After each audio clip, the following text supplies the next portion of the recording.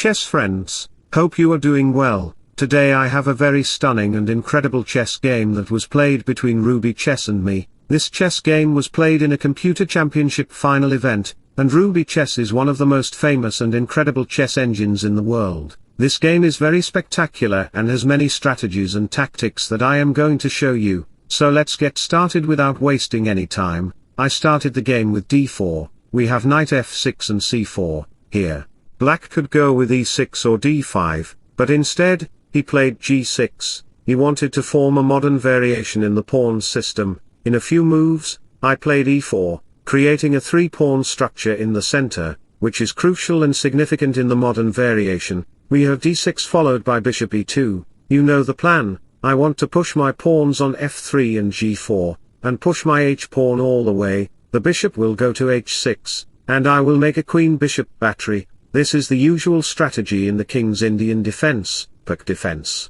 And the modern variation, after a few moves, I played bishop to g5 instead of playing knight f3 or h3 to protect the g4 square. Also, playing bishop e3 might face knight g4, which would attack my bishop, although the knight would be under attack by my bishop anyway. Ruby Chess played knight a6, and after queen d2, he could have played pawn to e5. That move is significant for dominating the center. Hire a lawyer to get wealth and properties from your parents. That ideology might be considered by black, then I would consider d5, but first, black should play queen e8, getting rid of the knight, and allowing it to freely access e4. If the knight comes to c5, it will attack the e4 pawn, queen c2 will come, and eventually, black will consider h6. No matter if you capture the knight or retreat the bishop, black might consider knight g4 and f5. Attacking the center strongly, you have to face the consequences because the bishop's diagonal might open. The game could play out like this, but in our actual game, instead of playing e5, Ruby Chess played another approach, c5. So I played d5, closing the structure. This provided two center outposts for black, but the knight on a6 was far from reaching these outposts. The knight has to complete its journey before getting the outpost. Ruby Chess played knight c7 to push his pawn to e6 and eventually play a6 followed by b5. I responded with a4. After e6 happened on the board, you can see that capturing the pawn is not viable because you need a combination of three pawns to stabilize the center structure. As friends never die, I will consider h4, threatening h5 and g4 in the next moves. Black has to consider h5, which Ruby Chess played because he is not weaker than me. He is as strong as a formidable engine like red fish. But I can defeat thousands of red fish engines in my breakfast. Ruby Chess is nothing to me. Playing f3 and g4 to attack the king side would yield no advantages for me. So I played knight f3, after the capture on d5. Many skilled chess players might think of playing e takes d5, but it is a vulnerable move. Why? Because black's dark square bishop can go to f5, gaining a strong diagonal, and the knight can swiftly move to c2. The rook file would open, giving black some advantages. That is why we didn't capture the pawn with the e-pawn. Instead, I captured the pawn with my c-pawn. Now the problem for black is that my e4 pawn protects the f5 square, preventing his bishop from going there. Ruby Chess then said, hey, my bishop can't go there, so I will play my bishop on g4, pressuring your knight. I played queen f4, pressuring his knight. Now his queen cannot move anywhere because his knight would be under attack. Ruby Chess moved his knight back to protect it and opened the diagonal for his queen. So far, so good. I can do miracles on the chessboard like a fairy man. I played castle, and when Ruby Chess played queen b6 to attack my pawn, I played rook a2, keeping my rook on this file. As the queen moved, followed by some more moves, we had rook b8 followed by bishop c4.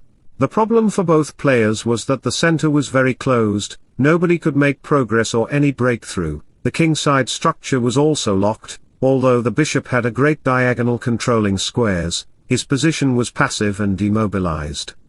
His pieces were demoralized. I had to make a breakthrough and attack black as soon as possible. Black met my desire by capturing the knight. Capturing the knight with the queen was not viable because black's knight could go to g4, creating a nightmare on e5. Another knight would join the party, making the situation worse for me. So in this position, I captured the bishop with my pawn. The reward of this position is that I get an open file, or rather a half-open file, on the g file, by sliding the king. I will maneuver my rook to g1 to access this file, and I will also push my f-pawn forward to attack. Black becomes afraid of this and sends his king to a safer position. After a couple of moves, we are just doing some maneuvering because, as you can see, all the pieces that black has are completely paralyzed and can't find good squares. The knight, bishop, and all other pieces are just hopeless. So, black tries to create some counterplay by playing knight e7, getting access to this diagonal, and by playing knight to e5, he will get some counterplay, but after a couple of moves, as the game progresses, he plays bishop f6 to attack my pawn. I move back my bishop, noticing that f5 is coming, so he plays knight g7 to protect that square. That's good. He is trying to defend because chess is not only about attacking but also about pawn structure defenses, king safety, knight maneuvering, bishop strategy, and all other fundamental aspects of chess.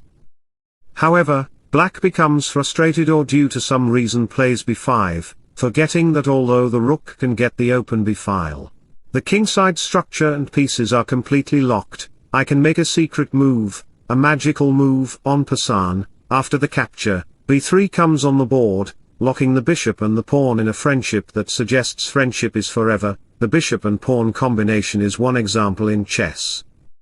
After rook a8 and my bishop going to d4 to attack the rook, you can see that all of black's minor pieces have nothing to do in this position. At the same time, passive-looking moves are wasted and do not have significant advantages. For example, if you dare to consider rook b8, I will play e5 in this position, attacking your bishop will have nowhere to go, and after the exchanges in the center, your bishop will be under attack. Even if you capture it, I will play f4, trapping your bishop, and the game will be in my hand. Rook b8 is not considered by Ruby Chess because he is a chess engine and always thinks beyond human players. He played bishop d4, and as my rook moved to g2, he played rook to e8. Now in this position, playing e5 is not good. Let me show you why. After capture and recapture, knight takes e5 will come on the board.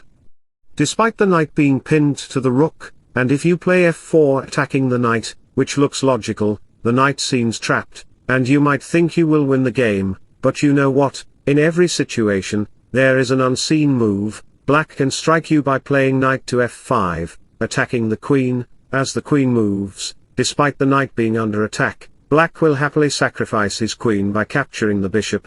After you capture the queen, rook takes rook, and the bishop is under attack. So after rook e2, black will likely play rook e3, attacking your vulnerable pieces and not capturing the rook. That is his plan and a powerful tactic because, after the exchanges, at the end of the day, he has 3 minor pieces for the queen, a bishop and knight for the rook, and 1 pawn. Also, the knight is under attack, and rook takes b3 is coming to control the rank. Believe it or not, this position is favorable for black because the white king and pieces are not well coordinated. The game would be over for you. So, let me share an impressive and life quote with you. If you must look back, do so forgivingly. If you will look forward, do so prayerfully, but the wisest course would be to be present in the present gratefully. So, going back to the position, we discover that playing e5 is a very bad choice. This is why I move my knight back to d1 because I want to maneuver my knight, and get it out from under the bishop's attack. As the queen moves and the knight comes to f2, you can see that I have a 3-pawn structure in the center. By playing bishop d2, my knight will get the g5 outpost, and you cannot play any passive moves more than twice. Let me illustrate the variation and what I am thinking. You are not a computer that I can plug an USB drive into your brain and show you all my analysis. So I have to show you practically.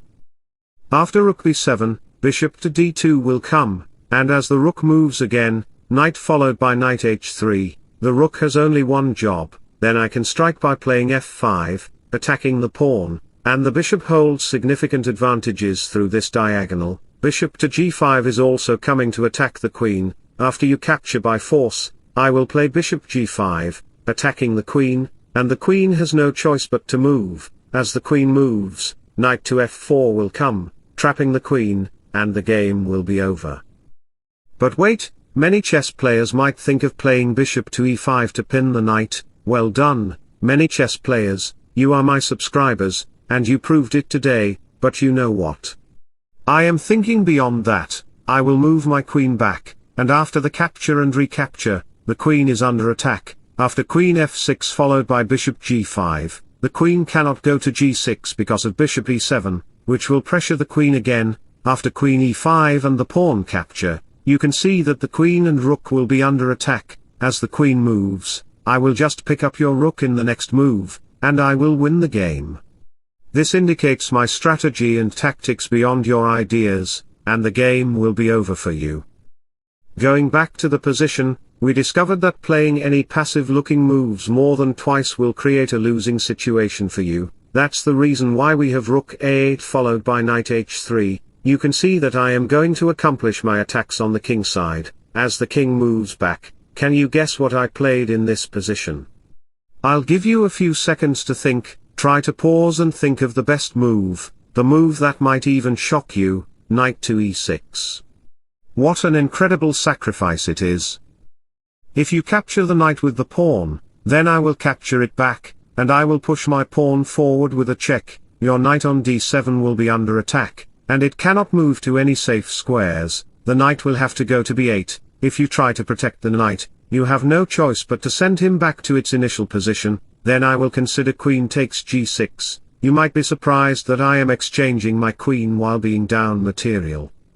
But remember, when Stockfish does something, it is universally applicable. If I am exchanging my queen while being down a knight, it means I have an idea. The idea is very simple, to checkmate.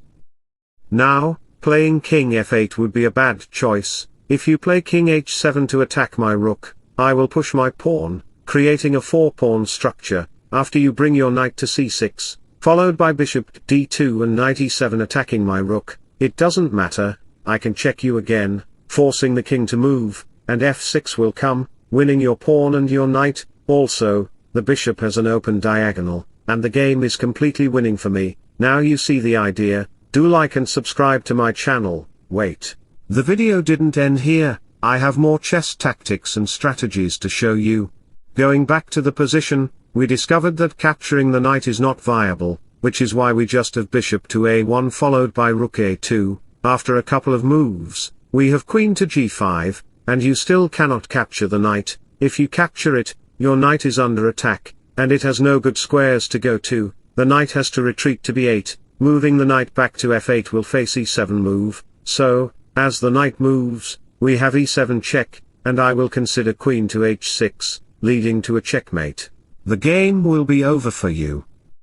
So, going back to the position, we discovered that capturing the knight is still not possible because white can counterattack. After a4 and a few more moves, I invade the center by playing e5, attacking the pawn. If you capture the pawn, which looks reasonable, queen h6 will put your king side in a terrible condition. You must consider king safety, similar to securing your home with locks and CCTV cameras to prevent thieves. After the knight is captured, I will capture the knight back, threatening to capture the pawn with a bishop attack. That's why the knight comes to f6, but that does nothing because I can capture the knight, leading to checkmate. The game will be over for you. So, let me provide you an amazing quote about life. Loyalty is what makes us trust, trust is what makes us stay, staying is what makes us love, and love is what gives us hope. Going back to the position, capturing the knight is still not possible. Some may think of capturing the pawn on f4, protecting the knight with the queen, but that doesn't matter either because I can push my pawn forward, the bishop line opens up, and you still cannot capture my knight. My knight is like a fork that has come into your house, and you cannot attack it. After bishop takes e6, the king has to move, and queen to h8 will lead to a checkmate. The game will be over again. Going back to the position, as the knight cannot capture, queen to f6 might be considered by many chess players. However, after knight g5 happens, it will pressure the f7 pawn again. I am also threatening to play queen to h7 check, forcing the king to move, and queen h8 will lead to a checkmate. The game will be over. and we observed how black gets smashed by a road roller driven by Stockfish. Ruby chess considered capturing the pawn on e5, my knight is under attack, and after the capture happens, you still cannot capture the knight. I will play f4, protecting the pawn and blocking the queen's entry point. I will capture the pawn and sincerely attack the knight. After the capture and recapture, your knight is under attack. Even if you capture the pawn, I will capture the e6 pawn. There is a potential chance that my bishop can give you a discovered check. Even if you consider rook a7 to protect the knight, I will check you, and consequently, queen to h6 will lead to a checkmate. The game will be over again. That's bad luck for you. It's like making achievements and success in your life, but when one goal is complete, bigger goals appear, and that continues to happen. You end up postponing your happiness for bigger successes, indulging yourself too much, which steals your happiness. This happens to most of us. Going back to the position, we discovered that the knight cannot capture, which is why we just have pawn capture, and after rook capture happens on the board, I pick up the pawn. The bishop cannot go to the e2 square because black can push his pawn and promote it to a new queen. That's why we have bishop capture and recapture, and after a couple of moves, you can see that you still cannot capture my knight. Your vulnerable position remains because after queen f6 check and the king moves back, I will play e6, attacking the pawn. As the rook comes to a7, capture and recapture, followed by rook takes g6, a check happens, the king moves, and queen to d8 will lead to a checkmate. So, going back to the position, Ruby didn't capture the knight. Instead, he captured the pawn. As the pawn was captured, we had a queen exchange. At the end of the day, you can see that I have an extra knight, and that is completely winning the endgame for me. I'm not going to show you the endgame because it is easily winnable for anyone, and that's how I won the game. I hope you enjoyed the game very much. If so, don't forget to like and subscribe to my channel. Wishing you all the best. Bye bye, take care, see you soon.